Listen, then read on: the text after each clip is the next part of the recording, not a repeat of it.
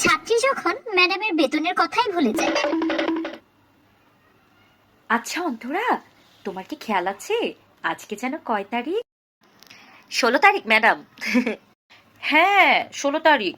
তোমার তো দেখি সব কিছু খেয়াল থাকে, খালি আমার বেতনটা দেওয়ার কথা কখনো খেয়াল থাকে না। কিছু বললেন ম্যাডাম? না না না না না না না, কিছু বললি নাই। আচ্ছা, তোমার হাসিটা কিন্তু মাশাআল্লাহ অনেক সুন্দর। কেউ কি তোমায় বলেছে এই কথা? আল্লাহ ম্যাডাম, আপনিও দেখি একই কথাই বললেন। আমার বন্ধু বান্ধবীরা কি বলে জানেন?